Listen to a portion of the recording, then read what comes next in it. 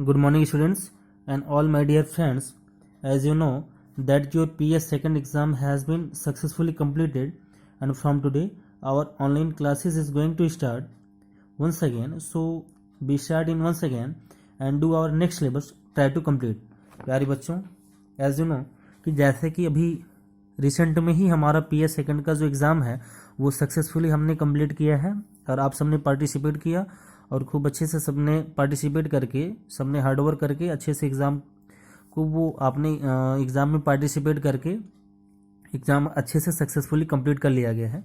तो जो आगे का जो बचा हुआ अपना जो नेक्स्ट टॉपिक है, या कहते हैं कि जो बचा हुआ अपना हमारा नेक्स्ट सिलेबस है, जो कि ऐसा सेकंड के लिए अपना है और ऑनलाइन प्लेटफॉर्म पे ही हमें स्टडी करनी है, तो हम यहाँ पे अब अच्छे से पढ़ाई करते हैं। आज से सिलेबस को फिर से रीस्टार्ट करते हैं और जो रिमेनिंग टॉपिक है उसे हम कंप्लीट करने की कोशिश करते हैं। So now just let start and it is the chapter number 11 and which is from the history and it is the first battle for the independence. हम बात करें कि इस चैप्टर में हमें जो पढ़ना है वो है first battle for the independence. बात करें कि जो स्वतंत्रता है, इंडिपेंडेंस के बारे में बात करें तो हमें जो स्वतंत्रता को लेकर के जो बैटल हुई थी, जो या कहते हैं कि जो युद्ध हुए थे, उसके बारे में हमें अच्छे से स्टडी करनी है। और जो प्रीवियस चैप्टर था, in previous chapter already we have studied about the in India by the British side, they have fought the first battle and it was the first battle of 1757 in 1757 and it is the battle of Plassey. इसके पिछले chapter में हमने पहले ही हम पढ़ चुके हैं कि जो ब्रिटिशर्स के द्वारा अंग्रेज़ों ने भारत में जो सबसे पहला युद्ध लड़ा था, अगर अंग्रेज़ों के द्वारा कोई सबसे पहला युद्ध भारत में लड़ा गया था तो वो था 1757 में, जिसको हम बैटल ऑफ प्लासी के नाम से जानते हैं, या कहते हैं कि प्लासी के युद्ध के बारे में जानते हैं। And it was happened between the Robert Clive and Nawab Sirajuddaula in West Bengal, जिसको हमने देखा था कि जब बंगाल एक टेरिटरी हुआ करती थी ब्रिटिशर्स के टाइम पर, तो बंगाल में नवाब सिराजुद्दौला और रॉबर्ट क्लाइव के बीच में ये युद्ध हुआ था, जिसमें रॉबर्ट क्लाइव जो है वो युद्ध को जीत चुका था। तो इस चैप्टर में और भी आगे जो इंडिपेंडेंस के लिए जो भी बैटल हुई हैं, जो भी युद्ध हुए हैं, उनको हमको अच्छे से कंप्लीट करना है। तो बात करें, the British continued to consolidated the control over in India in the 19th century.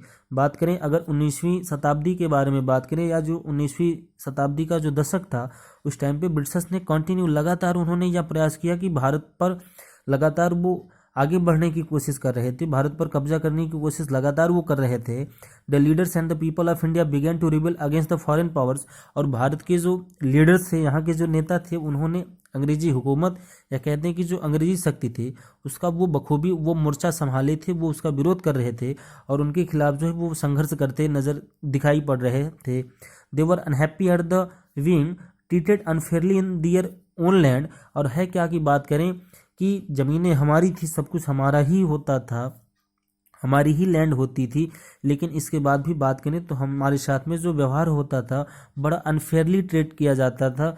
जो ब्रिटिशर्स थे, हम लोगों के साथ में बहुत अनफेयरली, या कहते हैं कि बहुत मर्यादित ट्रीट किया जाता था हमारे साथ में। डियर ओन लैंड कहने का मतलब कि, और जो ब्रिटिशर्स थे उनकी जो पॉलिसी थी, इसके पहले हमने दो चीज़ें पढ़ चुकी हैं। एक इसके प्रीवियस चैप्टर में पढ़ा कि एक तो लॉर्ड डलहौजी का जो डॉक्ट्रिन ऑफ लैप्स आया था, एक तो हमने डॉक्ट्रिन ऑफ लैप्स पढ़ा था, वो चीज़ें थी। और इसके साथ साथ ब्रिटिशर्स ने ऐसी पॉलिसीज़, या कहते हैं कि ऐसे नियम और कानून हम पर लगा दिए थे, इतने कड़े प्रतिबंध लगा दिए थे कि जिससे जो है हम लोगों के लिए डे बाय डे ज़्यादा से ज़्यादा प्रॉब्लम्स ही क्रिएट हो रही थी, ज़्यादा से ज़्यादा समस्याएं ही आ रही थी। There were various reasons that led to dissatisfaction among the Indians. The British bought cotton at the low prices from the Indian farmers and exported it to Britain. और ब्रिटिशर ने किया क्या था कि वो आगे बढ़ने के लिए जो कॉमर्शियल टारगेट लेकर के इंडिया में आए थे, हमारे यहाँ से चीज़ों को सस्ते रेट में खरीदते थे और चीप एंड बेस्ट छोटी चीज़ें जो है काफ़ी सस्ते रेट में खरीद करके उसको ले जा करके ब्रिटिश की मार्केट में, या कहते हैं कि यूरोप के मार्केट में काफ़ी महंगे दामों में वहाँ पर बेचते थे, और हमारे यहाँ उसके लिए बहुत सस्ता, या कहते हैं कि हल्का प्राइस दे दिया करते थे। Cotton mills in Britain manufactured cotton cloths which were sent to the India and sold at high prices.